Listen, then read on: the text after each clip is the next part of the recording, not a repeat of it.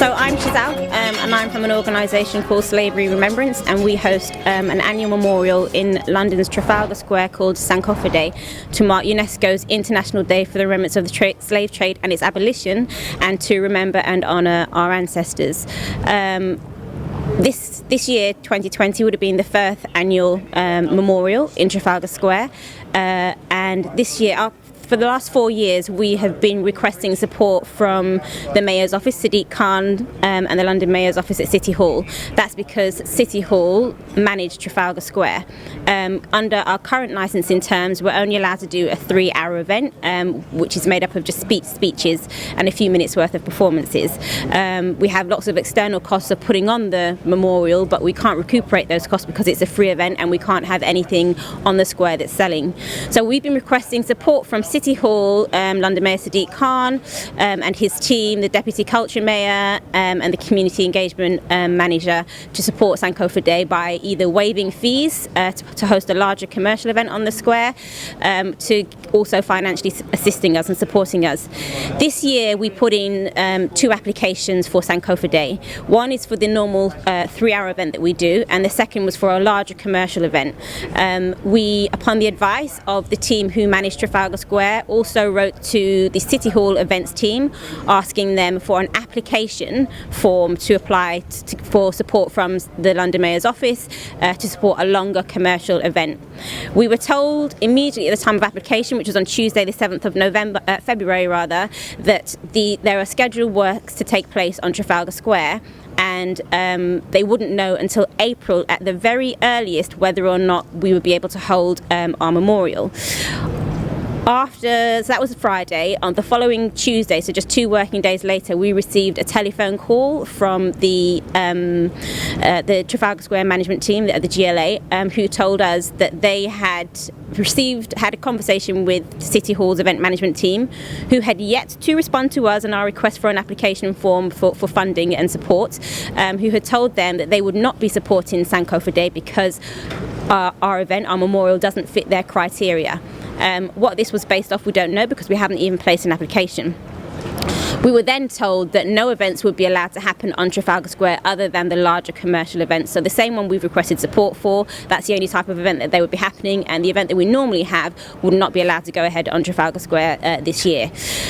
So we have, as I said, been in negotiations with City Hall for the last 4 years. We sent in a proposal for a larger commercial event last year at the request of a Jeanette Bain-Burnett, who is someone we've been having many meetings with. That proposal went ignored for about 4 or 5 months, and then my team had to then send an email to Sadiq Khan requesting support. So this has just been an ongoing thing over the last 4 years where we've been asking for support, and the general response has been to ignore us simply because they feel they can, because they feel we have no power. But it's sort of come to a crux and to a crunch now. This is our ancestors, this is our history, this is British history. I mean, if you look around us today, the London we see today and the Britain we see today is built off the back of slavery, of the blood, sweat and tears of our ancestors, and it's part of British history. Whether or not we like it, it's something that we have to recognise, it's something that we have to honour. We can't just have things honouring and recognising World War I, World War II, the Jewish Holocaust, and nothing to represent the African Holocaust, especially when it's the African Holocaust that built Britain. So that's sort of where we're standing at the moment. And I want to say Dean here, who has organised this press conference day outside City Hall. It's been absolutely amazing. There's so many people from the community here who I hope will all come and speak. This is the People's Memorial, and I think that's what really everyone needs to recognise. This is not a memorial owned by any government. This is a community memorial. This is the People's Memorial, and it's for the people who have galvanised and come forward today, and I'm really so grateful for. And I think, Deanie, will you say some stuff? Yeah. So this memorial is our memorial, and we are 2 million African diasporan Londoners, and we won't be ignored. We're going to be treated with the parity that every single other community is, based on the economic contribution we make to this city and the civil contribution we make to this city. We are just as important as anybody else.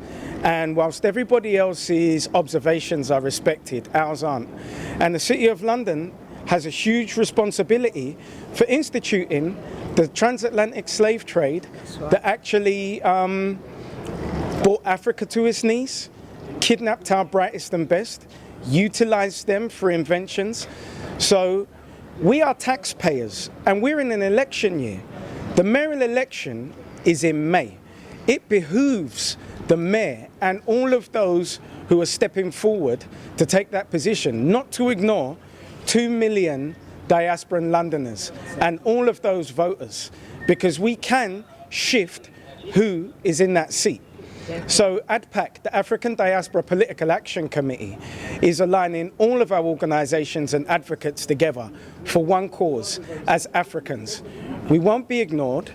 The event will take place, and we're submitting our letter to demand the resources from the Mayor's office for the observation of our Holocaust.